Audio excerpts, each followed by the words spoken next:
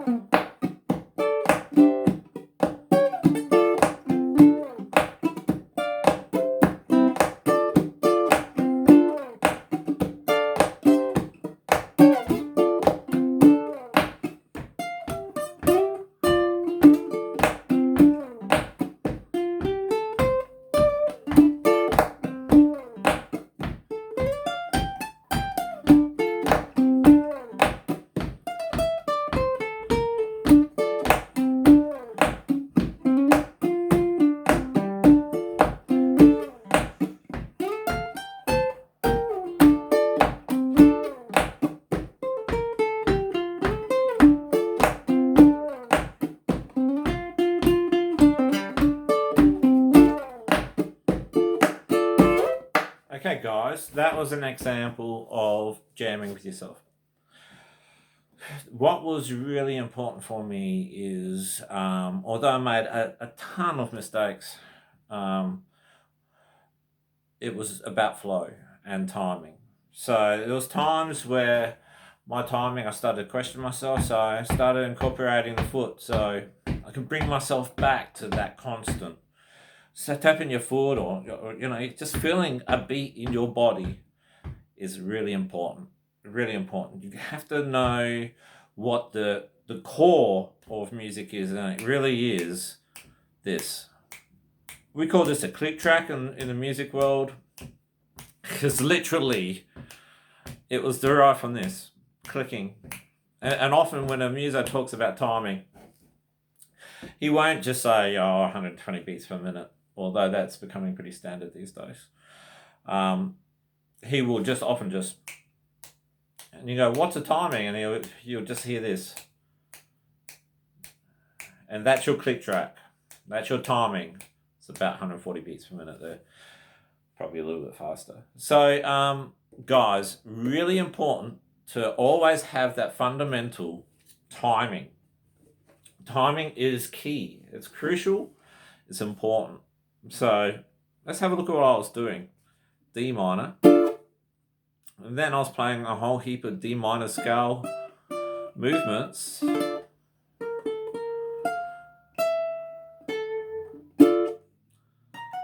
Whoops, wrong key. Where was I? Can't see it. There you go.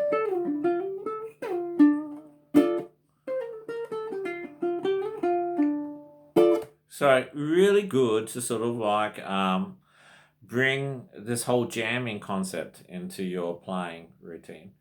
So jamming with yourself is all about playing one chord on the first beat of every 4, and on beats 2, 3, and 4, you play a little bit of solo, a little bit of scale work.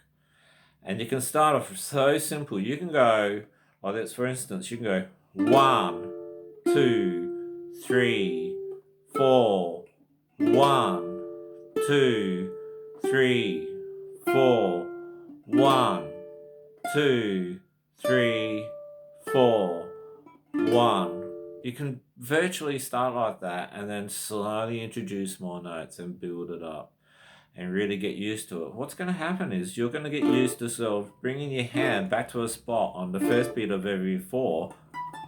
Wherever you are, you're going to be able to like just rely on having that sort of, that center, and that's your rhythm track. So really important. Okay, so timing is key. So I like to jazz it up, and I mean, obviously, I'm enjoying the whole percussive element of playing, and even just playing a lead and playing some drums for me is fun. But the core of everything that anyone should do, regardless if it's this technique or another style or this style, is timing. Doesn't matter what style, what technique. It's always going to be timing. Timing is, if music is the universal language, then the universal part of that, the most universal part of music is timing. So that is the nucleus. That is like the atom. That is the final. That is the that point of music is take away timing and music's just garbage. Might as well go to church and speak in tongues. Anyway, so guys, find a key. D minor is always nice. Learn the scale everywhere. Make sure you've got a full comprehension of how the scale looks all over the fretboard.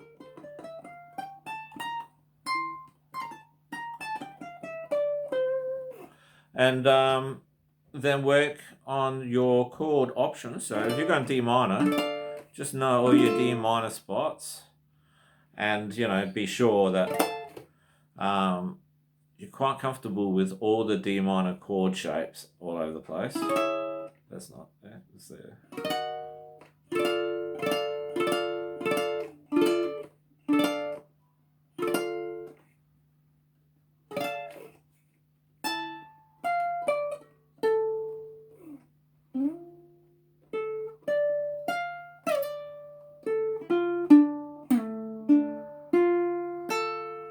Okay, so I still got a little bit distracted there, looking at the D minor all over the place. So, start off simple.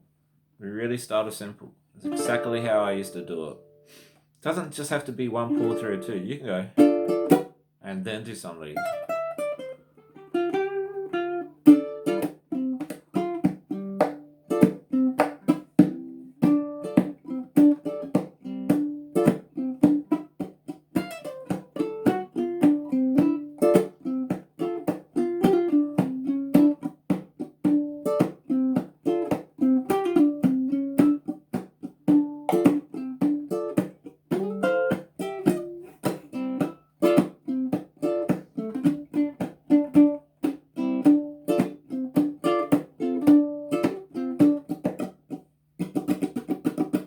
Okay, guys, let's have a look at a couple more minutes of some other stuff. Okay, so I just wanted to give you a little food for thought there. A large part of my practice, sometimes I do get kind of distracted, and how can I keep myself entertained without getting too bored when I'm just, if you're focusing on technique all the time, that's great, it's going to help you, but it's really good to not become stifled by concentrating only on technique.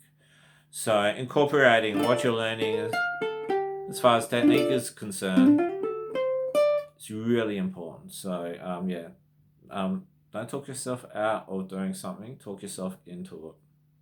If I can do it, you can do it. We can all do it. I firmly believe there's always hope for even the worst of us. So guys, let's have a look at something else that's going to help a lot down the track. And for me, that is our loosey-goosey finger. Really important that we keep on, really important. Lazy, close to the bridge, on the wood, close to the bridge. I don't want to see people hovering over like this. Like, that's just awful. So, if at any time you are, that's okay. If it's if you absolutely have to, yeah, sure. If it's part of the song and it's really important to do it, then do it.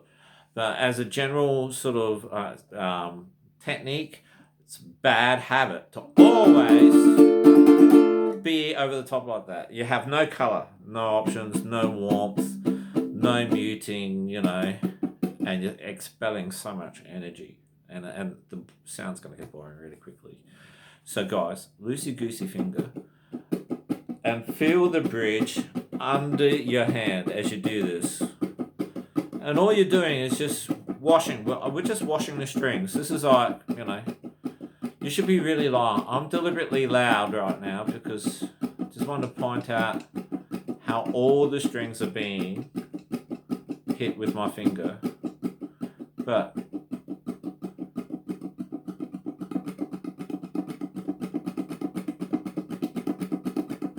sort of like get to that point where it's just like,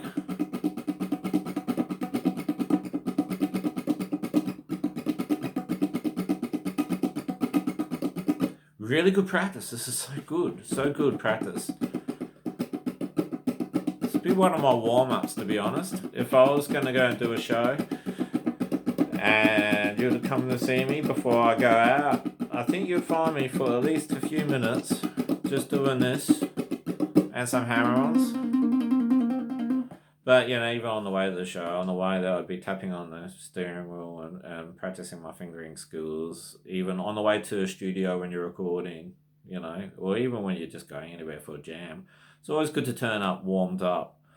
So tapping is really, this whole finger tapping thing really does help. If you haven't done it, then I suggest do it.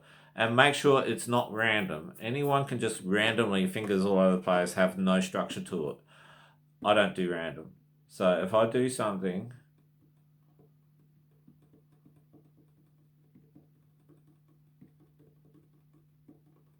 so it's like 2 per finger, but this main finger keeps on coming back. You know why?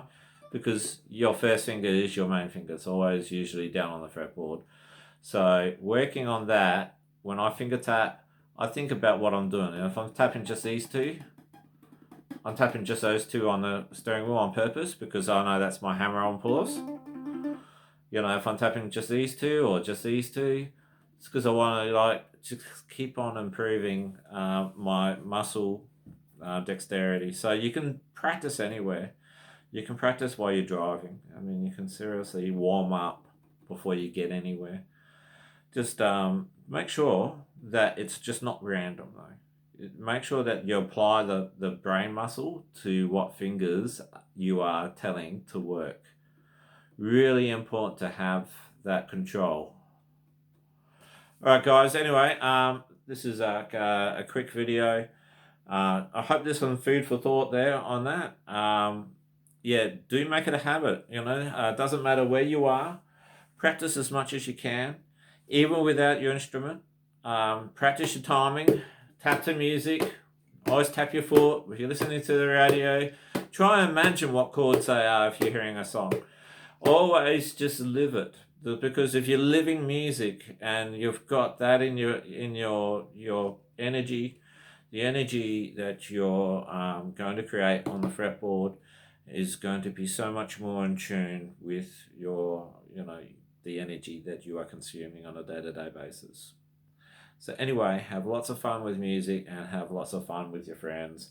And if you are stuck on an island and all you've got is your, you know, Mr. Wilson, you're going to want to know how to jam with yourself. So